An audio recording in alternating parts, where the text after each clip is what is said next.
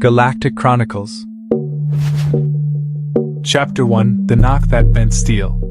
I was halfway through rebuilding a flux spine when the knock came. Not a polite knock. Not the kind that belonged to a neighbor asking for spare coolant, or a courier bot dropping a mislabeled crate. This one made the reinforced bay door shudder in its rails. 3 impacts. Measured. Evenly spaced. Controlled enough to tell me whoever was on the other side could have come through the door if they wanted to. I set the tool down and wiped my hands on my trousers, already feeling my pulse climb.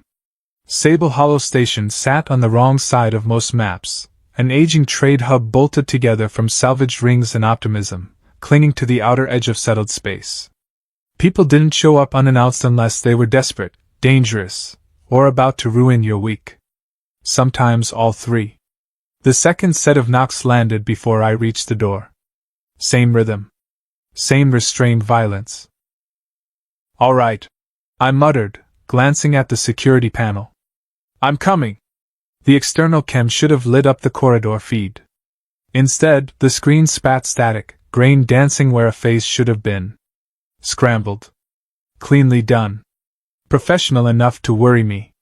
I keyed the manual release. The door slid open with a hydraulic hiss. The corridor lights behind her dimmed, like the station itself didn't want to commit to seeing her clearly. She filled the doorway. Tall, broad-shouldered, wrapped in layered armor plates that looked less manufactured and more forged.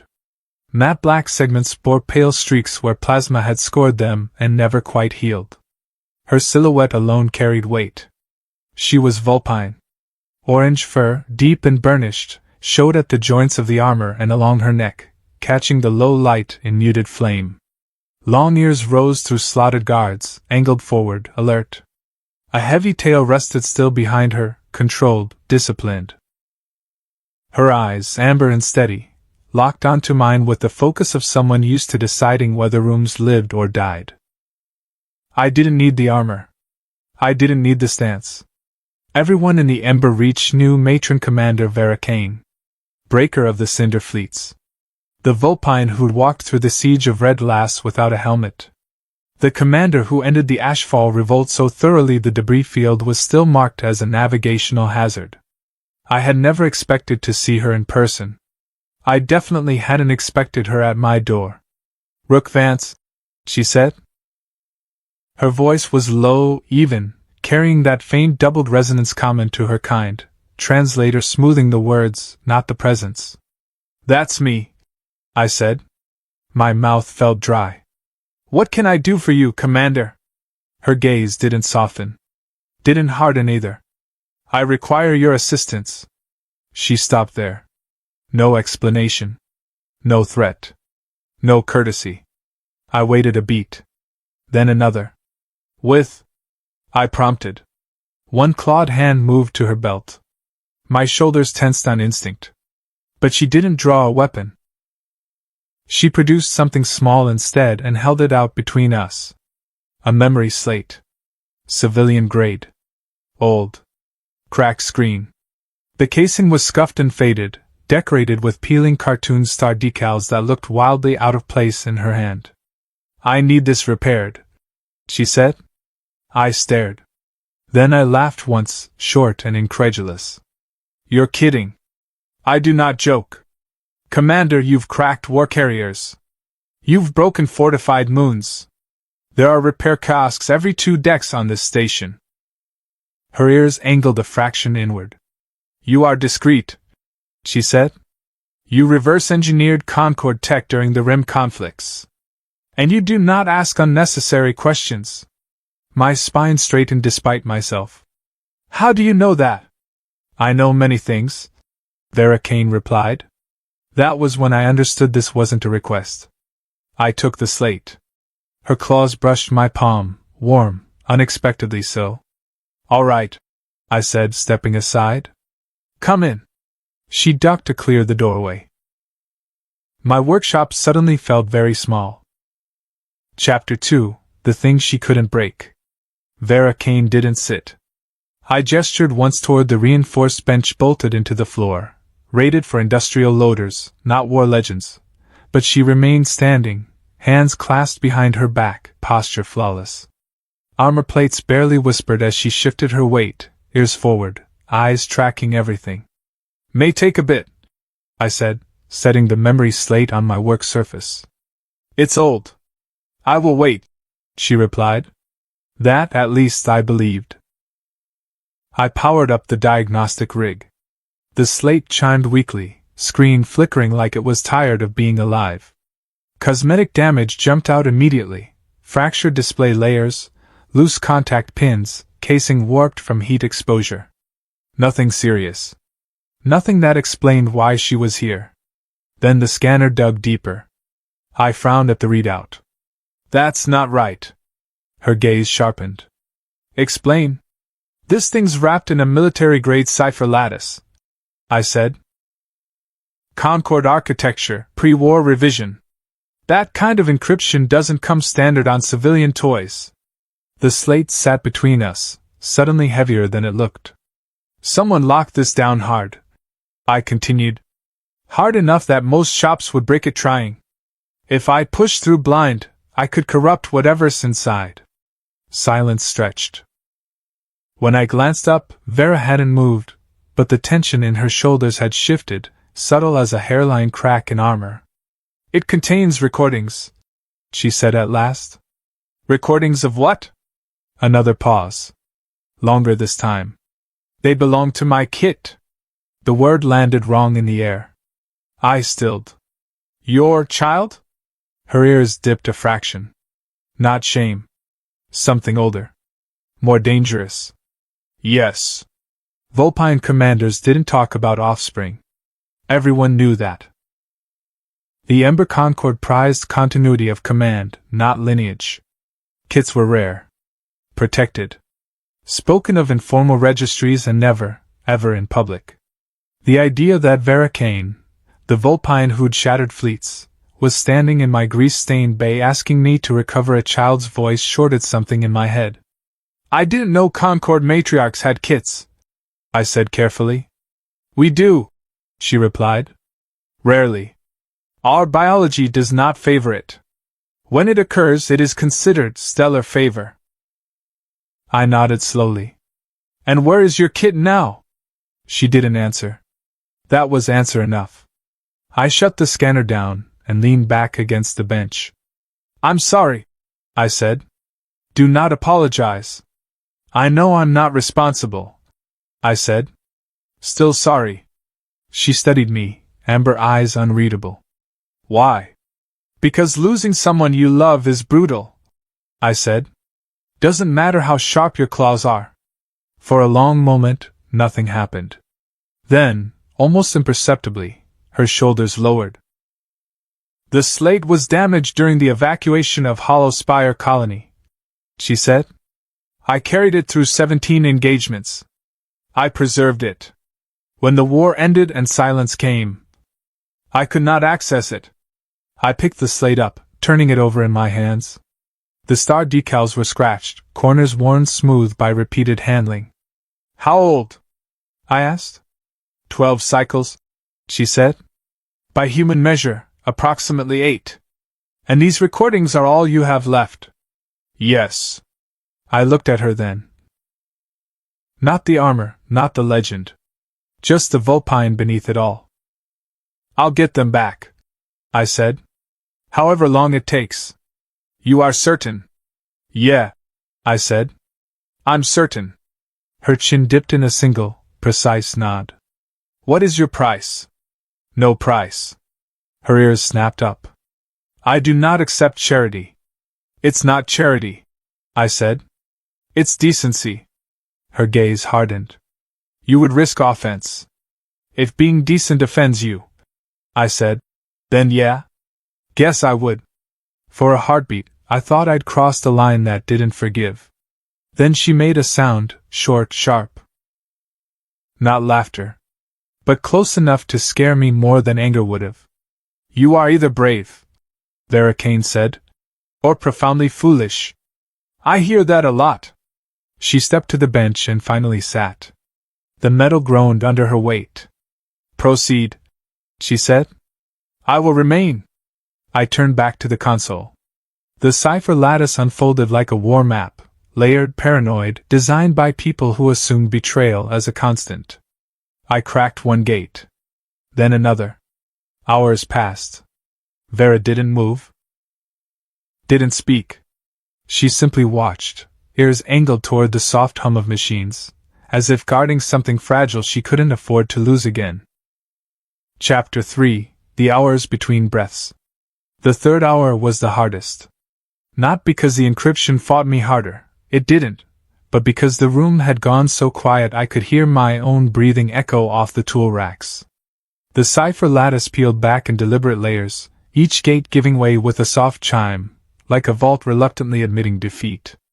Whoever designed it hadn't expected patience. They'd expected force, shortcuts, panic. Vera Kane gave them none of that. She remained seated on the bench, hands resting on her knees now, armor plates unlocked but still in place. Her tail lay curled tight against her leg, a posture I'd only ever seen in old field footage, Vulpine soldiers bracing during long bombardments. Waiting without flinching. I worked. Every bypass required verification. Every checksum had to be rebuilt by hand. The slate's processor was outdated and temperamental, the kind of hardware that punished arrogance. Once, the screen flickered and went black. My heart spiked. Vera's ears twitched. "It is damaged?" she asked, voice level. "No," I said quickly. "Just thinking about it." That was a lie. I was thinking about the weight of what sat between us. Thinking about how many worlds she'd broken, and how none of that mattered in this room. I rerouted power, stabilized the memory stack, and slipped through the final lock. The screen came back. "Okay," I said, letting out a breath I didn't remember holding. "We're in." Vera stood in one smooth motion and moved to my side. She didn't crowd me. Didn't touch the bench. She simply stood close enough that I could feel the heat coming off her armor. The slate populated with file names. 47 entries. Most were short. A few marked longer. Dates spanned 3 cycles, clustered tightly around evacuation windows and quiet station days. "They're intact," I said. "Audio and visual logs. No corruption." She stared at the list as if it might vanish if she blinked. "May I?" I started. "No," she said gently.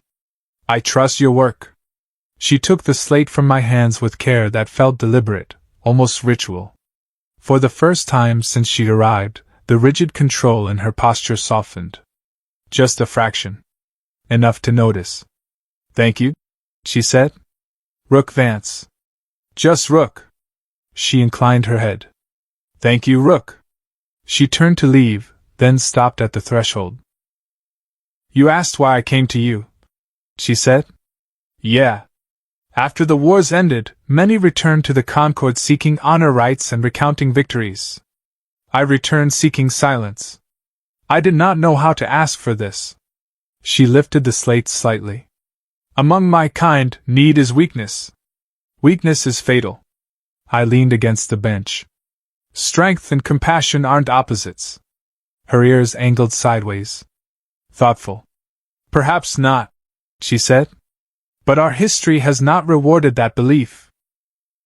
She stepped into the corridor. The door slid shut behind her. The workshop felt emptier than it had any right to. I sat down hard on the bench, hands shaking now that the work was done. Somewhere in the station's endless hum, a coolant pump cycled. Tools lay exactly where I'd left them. Nothing had changed. Everything had. 3 days later, the knock came again. Same pattern.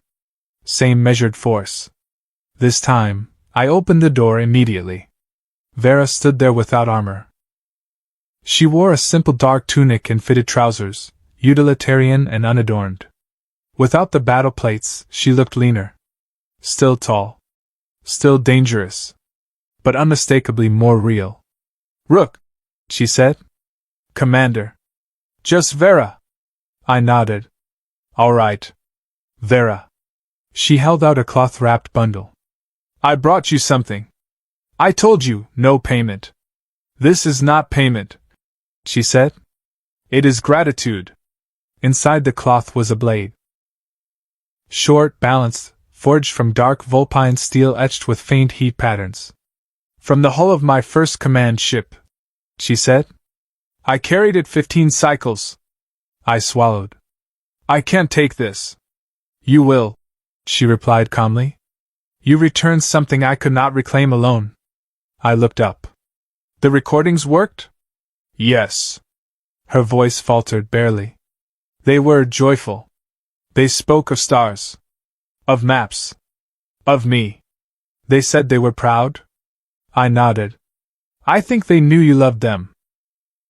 She stood straighter then. Old habit. Old armor, worn inside. I depart tomorrow, she said. Diplomatic escort. Border colony. You asked for it. Yes. A pause. I am finished feeding wars. She turned to go. I never saw her again. 6 months later, a message arrived, encrypted, familiar. The colony is safe. I am learning a different kind of strength. Humans remain strange. Perhaps that is why you endure. I hung the blade on my wall. Some legends are forged in battle. Others ask for help when no one is watching. Chapter 4: What remains after legends leave. The shop felt quieter after she was gone. Not empty. Not lonely. Just altered. Like a room that had overheard something it wasn't supposed to and didn't know what to do with the knowledge. I tried to get back to work. Finished calibrating the flux spine. Logged the repair. Sent the invoice. All muscle memory. My eyes kept drifting to the blade on the wall. Kethan, no, vulpine, steel wasn't decorative. Every line etched into the dark metal marked a thermal stress point, a correction, a survival choice. It wasn't ceremonial. It was practical to the bone. That tracked. Vera Kane didn't keep symbols. She kept tools that lasted. I mounted it properly, anchored into a load-bearing strut. If the station ever lost spin and the walls tried to kill me, the blade wouldn't fall. 3 days passed. Then 4. Sable Hollow went back to being itself. Cargo disputes. Drunk traders. A minor decompression scare on Ring C that turned out to be a cracked viewport seal and a lot of screaming. Life on the edge resumed its usual rhythm of barely contained failure. People asked questions. Not directly. Never directly. But I caught the looks. Heard the pauses when conversation stalled as I walked past. A matron commander didn't dock at Sable Hollow without ripples. Someone had seen her armor. Someone always saw. I didn't correct the rumors. Let them grow teeth and wander off on their own. 2 weeks later, I found myself replaying the moment she'd said the word kit. Not the confession itself, the way she'd said it. Flat. Controlled. Like admitting the existence of gravity. Vulpine culture didn't give space for that kind of truth. The Concord trained its leaders to burn attachment out early. Victory demanded it. Loss demanded silence. Humans weren't much better. We just lied differently. I'd lost people too. Not a child, but close enough that the distinction felt academic some nights.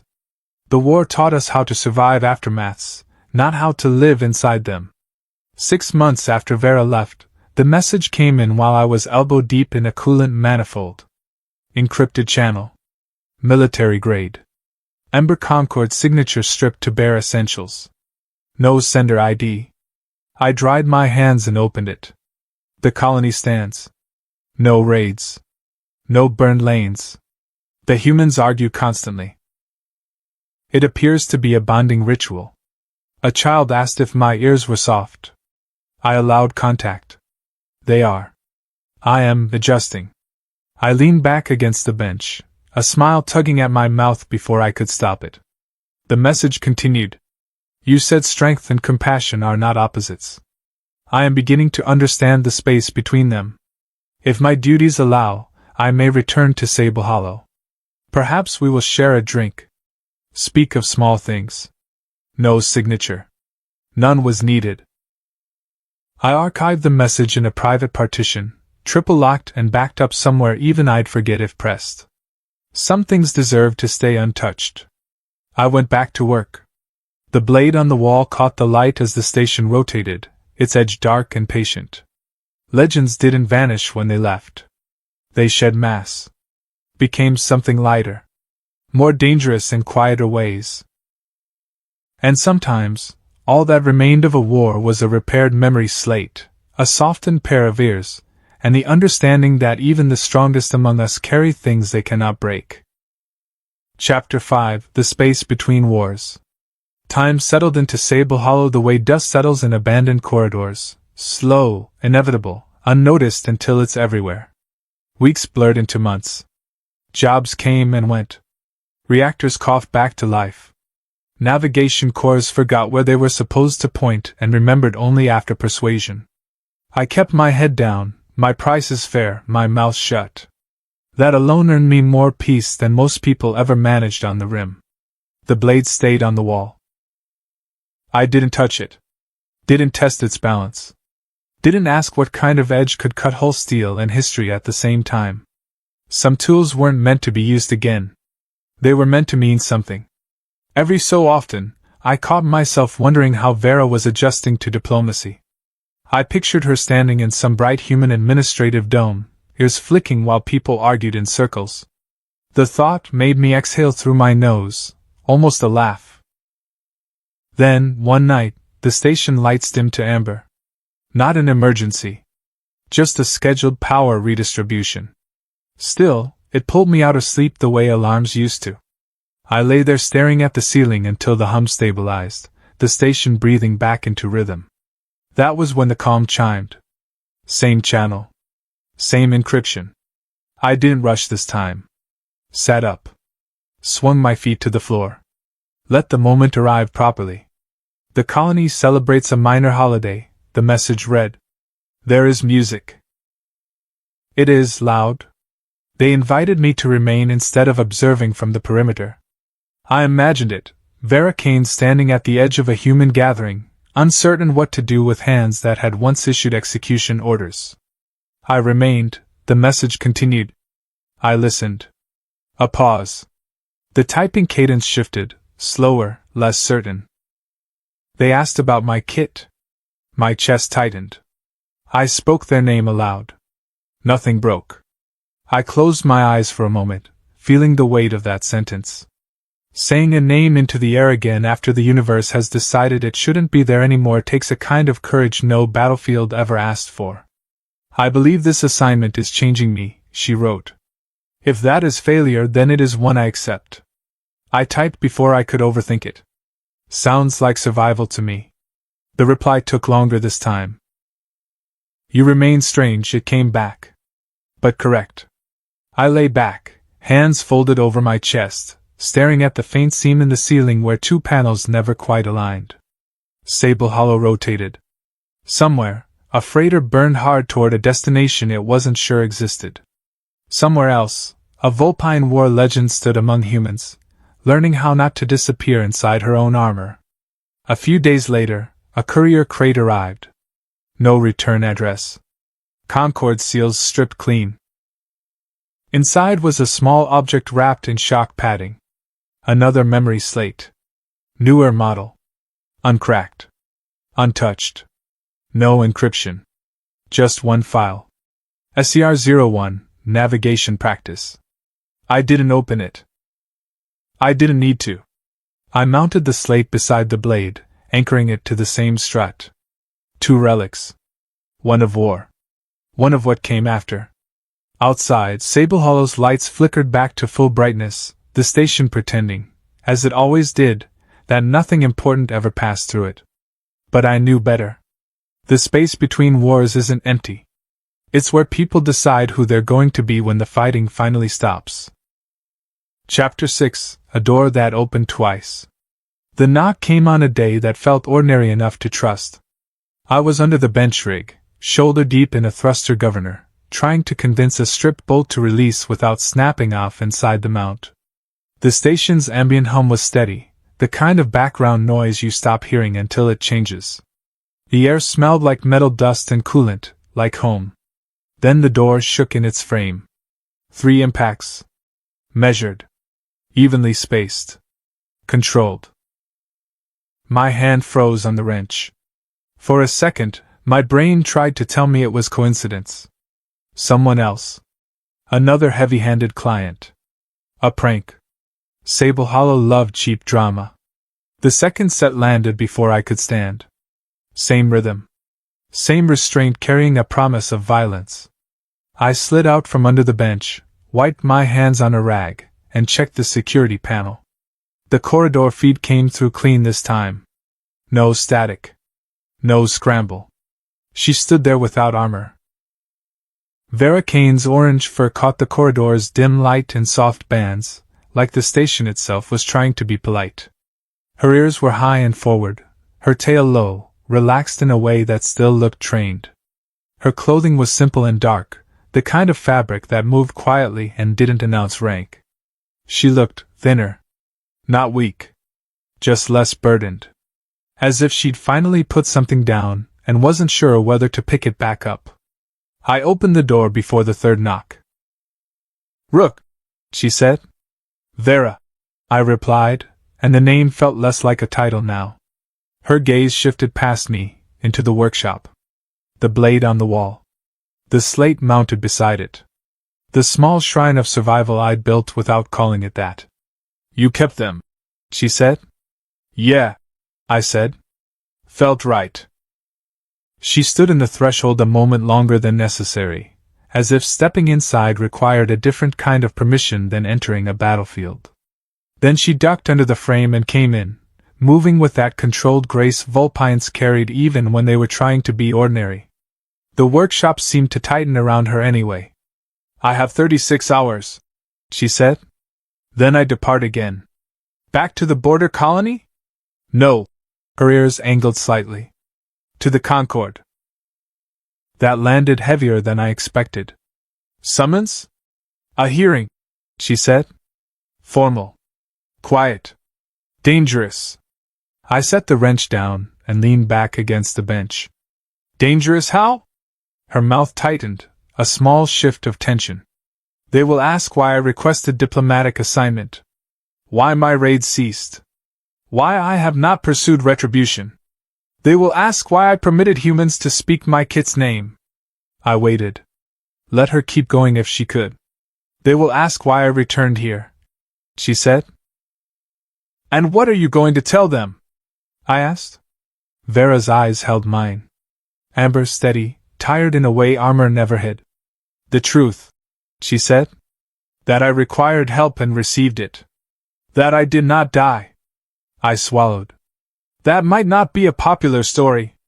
Her tail flicked once. Dry, amused, bitter all at the same time. "Popularity is for the young," she said. "I am beyond that." I nodded slowly. "So why come now?" She reached into the fold of her tunic and pulled out a thin strip of material, sealed at both ends.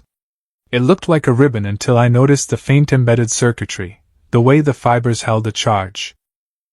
She held it out. "This is a bind thread." I didn't take it yet. "What does it bind?" "Records," she said. "Lineage. Duty. Custody." My stomach tightened again. "You're carrying something," I said. Her ears dipped. "A fraction.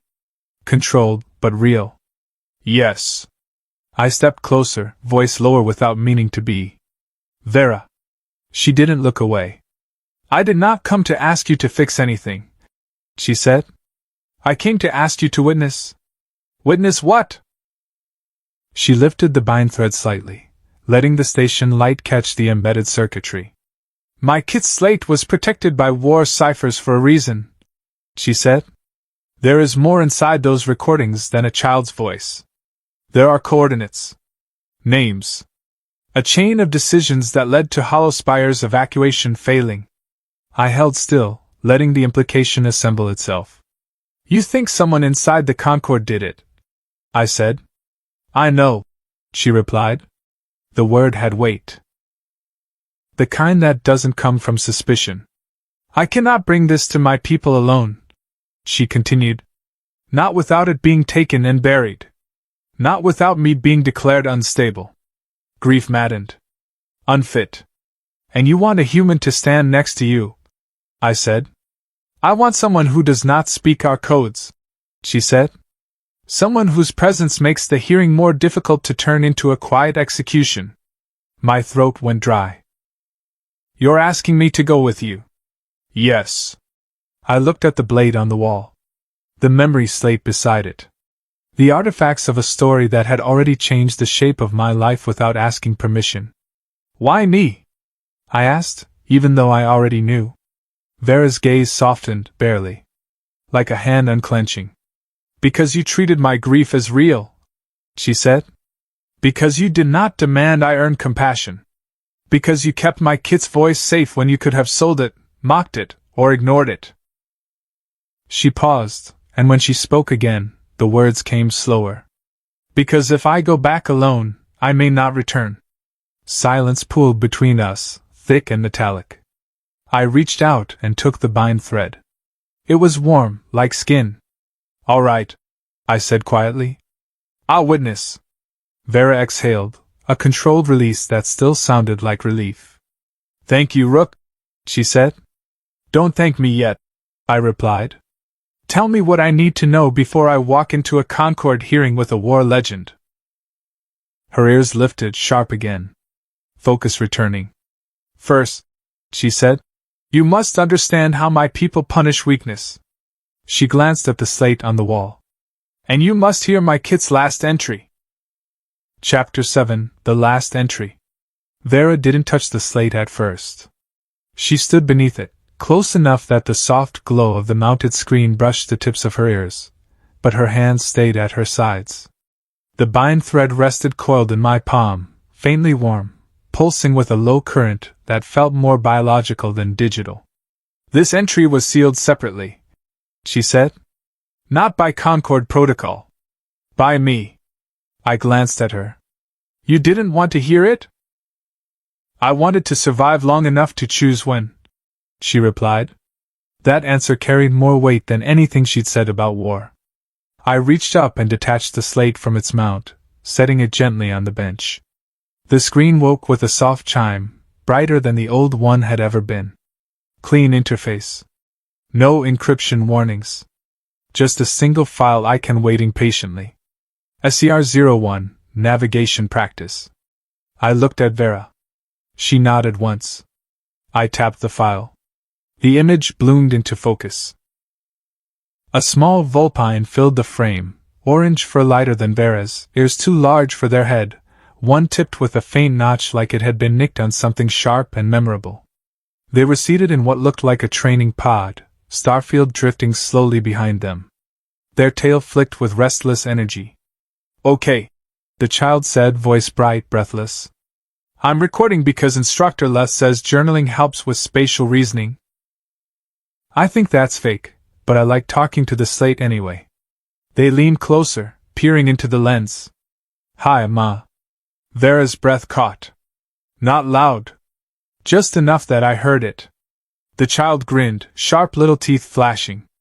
I know you're busy. I know you're always busy. Everyone says you're important, and that's why you're gone. I think that means you're doing something hard. They glanced off screen, fingers dancing over unseen controls. The starfield shifted, constellations sliding smoothly into alignment. I mapped the outer lanes today, they continued. The ones near Hollow Spire. They're messy. Broken. But I figured out a shortcut if you cut across the dust shear and angle the drive just right. I saved it for you. The child paused, ears drooping just a fraction. If you come back through here, you won't have to take the long way. Vera lowered herself onto the bench without looking away. Armorless, she seemed smaller seated there. Still formidable. Still unmistakably her. But now the legend had somewhere to sit. I think I want to be a navigator, the child said. Not a commander. I don't like shouting. I like finding paths. They smiled again, softer this time. When the war's over, maybe you can teach me how to fly something big. Or maybe we can just go somewhere quiet. Somewhere without alarms. A distant sound echoed in the background of the recording. Muffled. Urgent. The child's ears twitched. They're calling for evacuation drills again, they said, rolling their eyes. I'm supposed to go to the shelter, but I wanted to finish this first. They leaned close to the slate, filling the frame with amber eyes that mirrored Vera's almost perfectly. I know you don't say it much, the child said, voice steady. But it's okay. I know. A beat. I love you too. The recording ended. The slate dimmed. The workshop didn't make a sound. Vera sat perfectly still, hands gripping the edge of the bench hard enough that the metal creaked. Her ears were lowered now, flat against her head, not in submission, not in shame, but in a posture I recognized from old combat footage. Containment. I did not teach them that, she said quietly. To say it so easily. I swallowed. They learned it anyway. She closed her eyes. For a long moment, nothing happened. Then her shoulders shook once. Just once. She inhaled, slow and controlled, and the moment passed. Whatever crack did so inward, when no Concord tribunal could catalog it. That route they mentioned, she said. The dust shear cut. You think it matters, I said. I know it does, she replied. That evacuation corridor was altered hours before Hollow Spire fell. Redirected through a dead zone.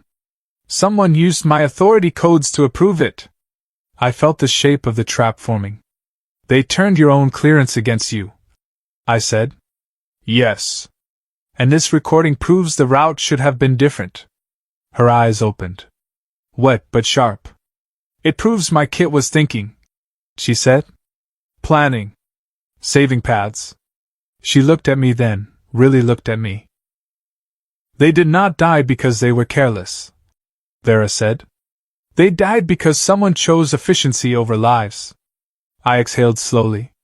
And the Concord doesn't like that story. They will call it tragedy, she said. Vera stood, drawing herself back into that familiar, controlled height. The legend reassembled, but it fit differently now. 6 hours, she said. If you walk beside me, there will be consequences. I met her gaze. I've had worse commutes. A corner of her mouth lifted. Not a smile. But something close enough to mean hope. Then rest, she said. Witness. She reached up and gently remounted the slate on the wall, aligning it perfectly beside the blade. War. Memory. Paths chosen.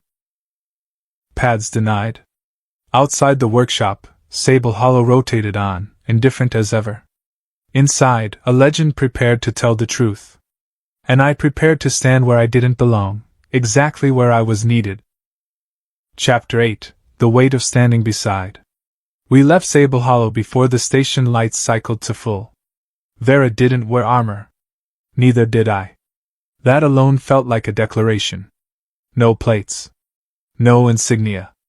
Just two bodies stepping onto a Concord transport that had once carried prisoners and now pretended it had never done so.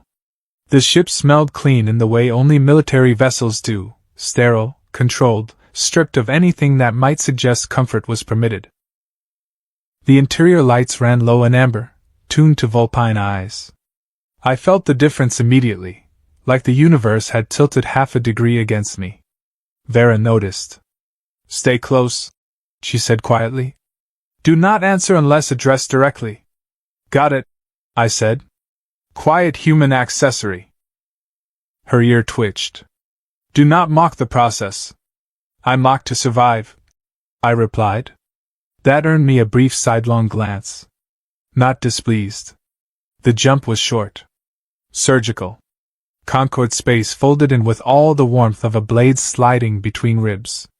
When the ship settled, the viewports cleared to reveal the tribunal ring, an immense circular structure wrapped around a dim star, its surface etched with lineage marks and command sigils older than most governments. This was where legends went to be weighed. Inside, the air changed again. Thicker. Charged. The Concord didn't rely on visible weapons inside the ring. It relied on memory. On history pressing down from every surface, reminding you that many had entered and fewer had left unchanged. Vera walked at a measured pace, tail low, ears forward. Every vulpine we passed acknowledged her, not with bows, but with stillness. Recognition without warmth. We entered the hearing chamber. It was open and curved, tiered with stone-like seating grown rather than built. At the center stood a circular dais etched with binding runes that hummed softly, responding to proximity. Around it sat 5 figures, each larger than Vera in some way, older fur, heavier presence, eyes like banks of archived judgment. The matrons. Vera stopped at the edge of the dais. I halted one step behind her, exactly where she'd placed me during the walk. A ripple passed through the chamber. A human. Here. Matron Commander Vera Kane, one of them intoned. You stand summoned to account for deviation from Concord doctrine. Vera inclined her head. I stand? Another matron's gaze slid to me. Slow. Assessing.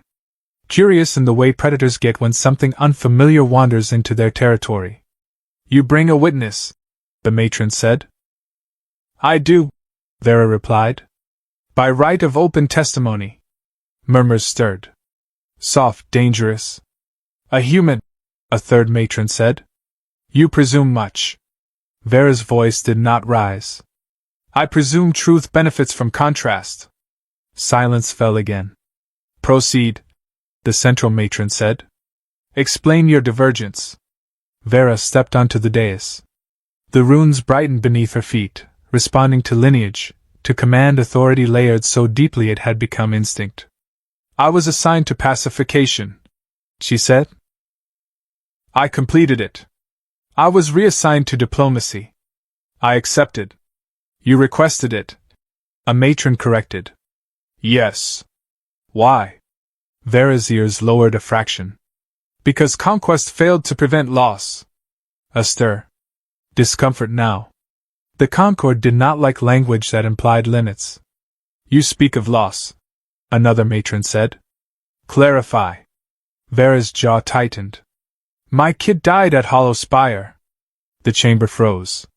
Not because kits were unknown. Because they were never named here.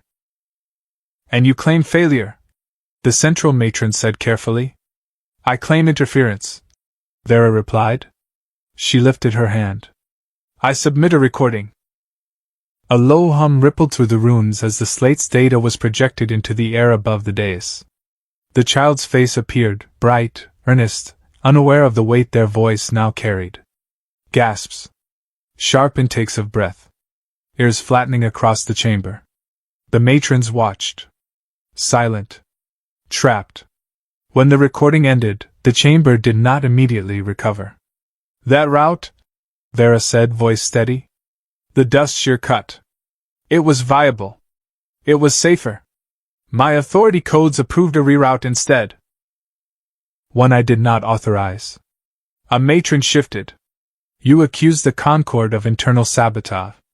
I accuse an individual, Vera said. Using my name. The central matron's gaze slid to me. And the human, she said. Why is he here? Vera did not answer immediately. I stepped forward. Just one pace. He's here, I said, my voice carrying farther than I expected. Because I repaired the device you couldn't erase. And because grief doesn't invalidate evidence. The chamber rippled again. Not outrage. Uncertainty. I met their eyes one by one, heart pounding, spine straight. You taught your people to endure, I continued. She learned to question. Her kit learned to plan. Someone else learned to exploit that. Silence. Vera didn't look at me, but I felt the shift in her posture, subtle, steadying. The central matron exhaled slowly. This hearing is not concluded, she said. But it has changed. The runes dimmed. Vera stepped back off the dais. I followed. As we turned to leave, I felt it then, the weight. Not of judgment. Of attention. Standing beside a legend doesn't shield you. It marks you. And as we exited the tribunal ring, I understood something Vera had known all along. The most dangerous thing you can do in a system built on silence is stand next to someone telling the truth. Chapter 9: What Truth Does When It Isn't Killed. The Concorde did not detain us. That alone felt wrong. We were escorted from the tribunal ring in silence. No restraints, no apologies, no reassurances. Just distance.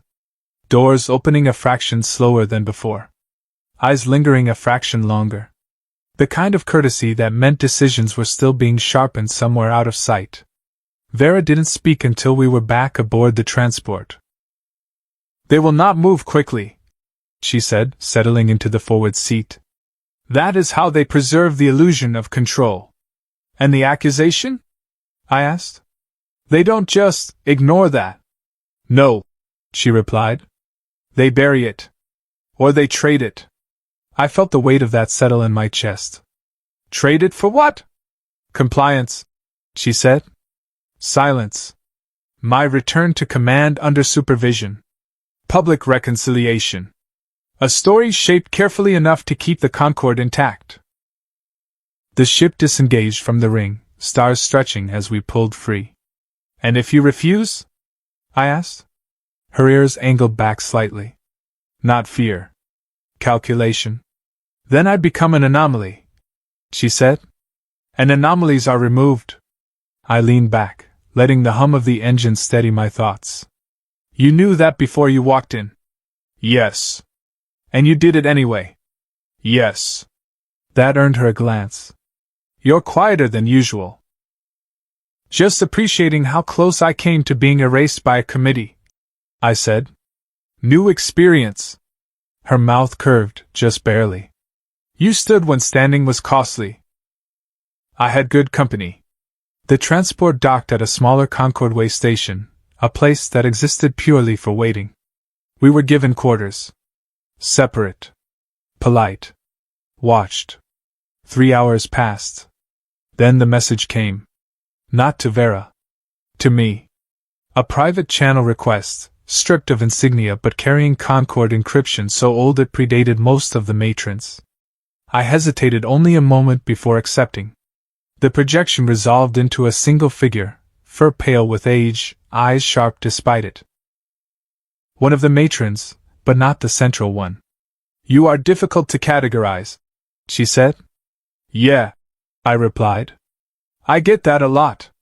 "You repaired the slate," she continued. "You did not alter it." "No." "You did not sell it." "No." "You did not demand leverage." "No." She studied me, ears flicking in small, precise movements. "You could have," she said.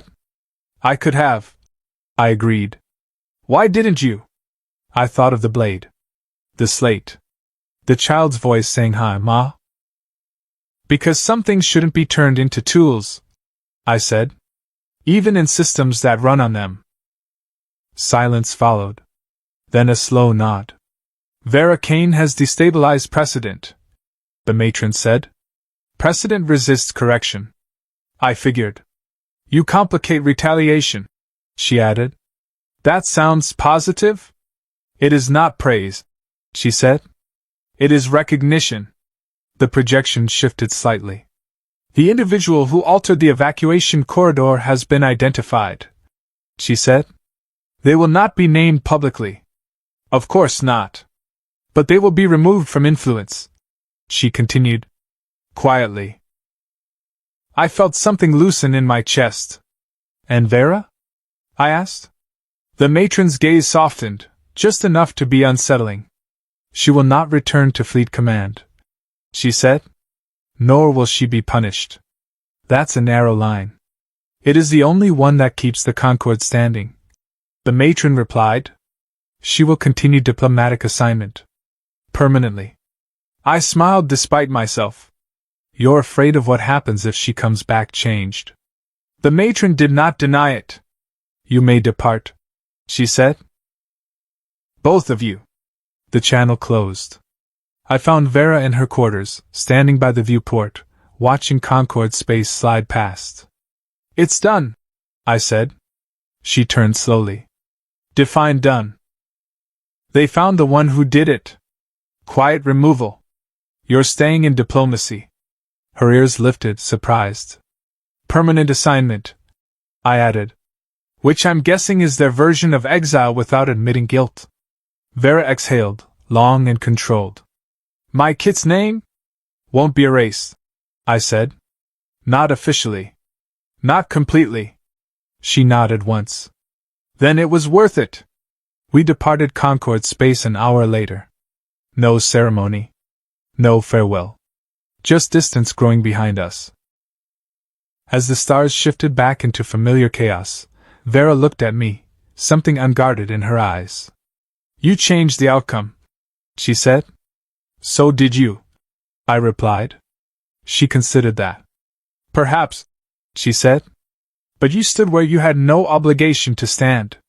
The ship angled toward the outer lanes. Toward places where stories didn't get archived correctly. Where truth survived because someone remembered to carry it. I thought of Sable Hollow. The workshop. The blade on the wall. You going back to the border? I asked. Yes, she said. There is work there. Quiet work. Mind if I tag along for a bit? I asked. I hear border colonies are hell on equipment. Her ears flicked, amused. I believe, she said, that would be acceptable.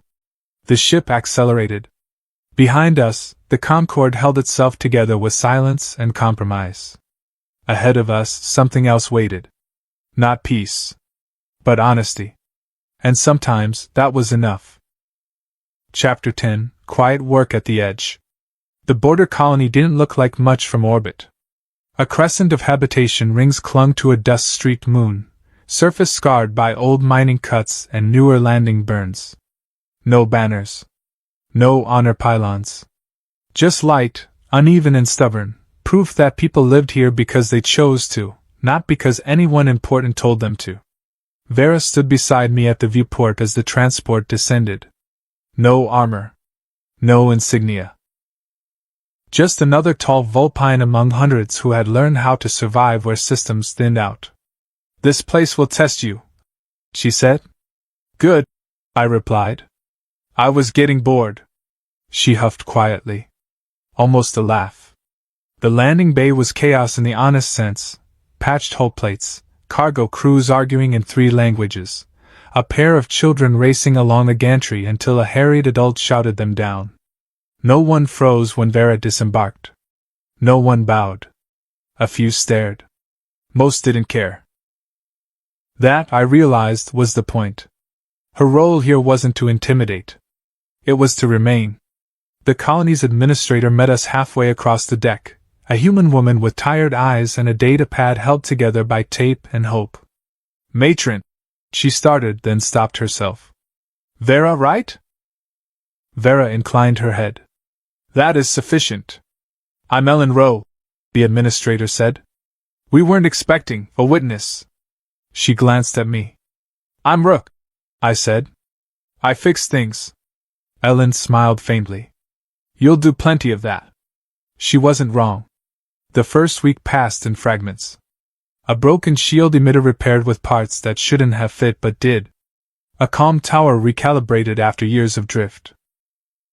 A local patrol craft grounded by a misaligned drive vane that someone had been too afraid to admit they didn't understand. Vera observed more than she commanded. She walked the perimeter. Listened to grievances. Learned names. Children learned hers faster. They always did. One afternoon, I caught her kneeling near a cracked viewport dome while a young vulpine kit chattered excitedly about star routes. Vera listened with complete attention, ears angled, tail still. No armor could have done more damage to her legend than that moment. And yet, she looked lighter.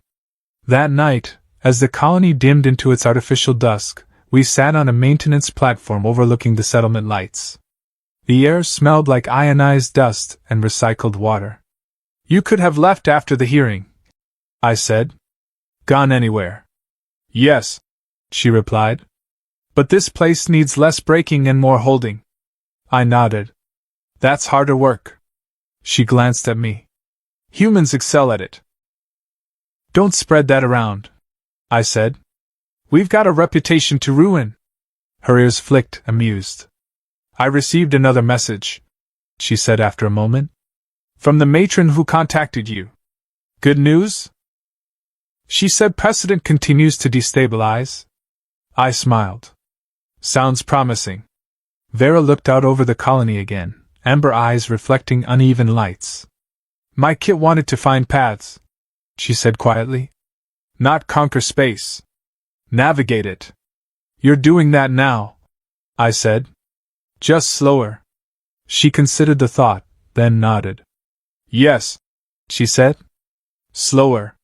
Above us, the stars held steady, indifferent, ancient, unconcerned with Concord doctrine or human stubbornness. Below us, a border colony endured. Quiet work continued. And for the first time since I'd met her, Vera Kane looked like someone who might one day stop measuring her worth in victories alone.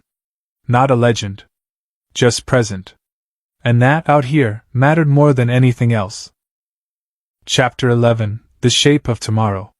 The border learned us the way weather learns a landscape. Slowly. Without ceremony. Repairs stopped feeling like favors and started feeling like routine. People brought machines before they failed instead of after. Patrol routes adjusted themselves around Vera's quiet presence, not because she ordered it, but because raids stopped probing the edges as often. Deterrence without spectacle. That kind lasts longer. I built a second bench in the maintenance bay. The first was mine. The second became communal. Someone always needed it. Someone always stayed to talk longer than necessary. Stories drifted in and out while hands worked, about ships that never came back, routes that used to be safe, kids who grew up faster than they should. Vera listened. She always listened. One evening, a trader asked her why she didn't wear armor anymore. Vera considered the question seriously, then answered honestly. Because if I arrive armored, she said, I am already telling you what I expect. The trader nodded like that made perfect sense and never asked again. That night, she stood beside me at the edge of the landing field, watching a freighter limp into dock with one engine coughing blue flame. You stay, she said. It wasn't a question.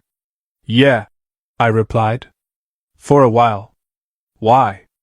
I shrugged. Things break out here. People too. I'm decent at helping both. Her tail moved once, thoughtful. My kid would have liked you, she said. I swallowed. I would have liked them. Silence settled, not heavy, not sharp. Just present. Weeks passed. Then months. The Concorde didn't interfere. That worried me at first. Then I understood.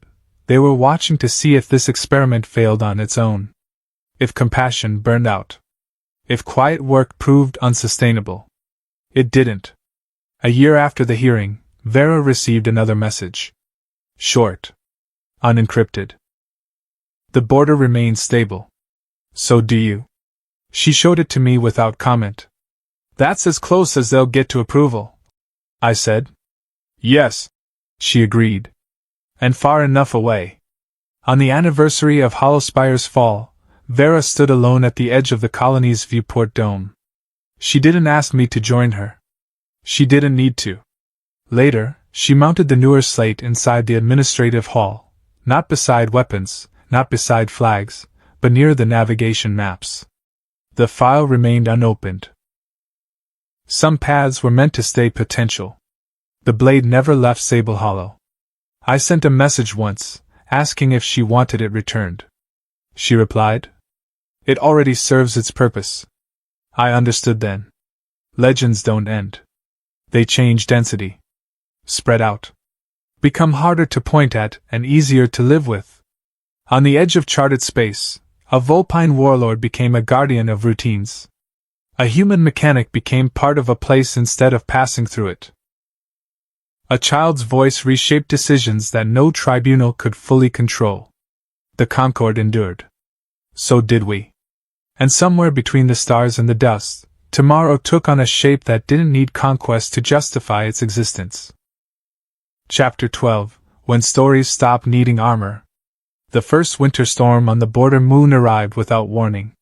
Radiation squalls lit the upper atmosphere in violent sheets of blue-white light, ion winds clawing at the station's outer skins. Traffic halted. Shields strained. The colony folded inward and waited it out the way frontier places always had, by trusting repairs done earlier would hold when it mattered. They did.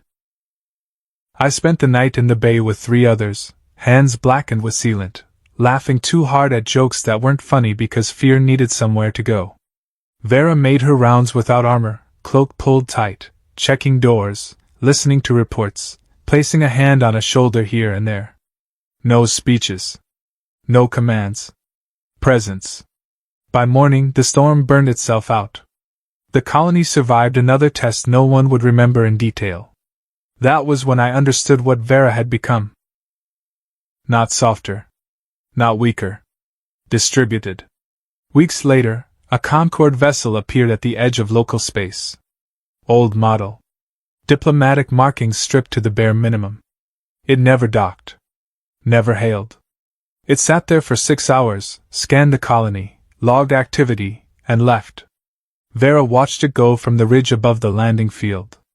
They wanted to see if I'd built something fragile, she said. And? I asked. They saw something tedious, she replied. Routine. Sustainable. She sounded pleased. That night, we shared a drink in the admin hall. Nothing ceremonial. Just fermented grain alcohol someone had insisted on calling tradition. A few locals joined us. Stories circled. Laughter landed and stayed. Someone asked Vera if she missed command.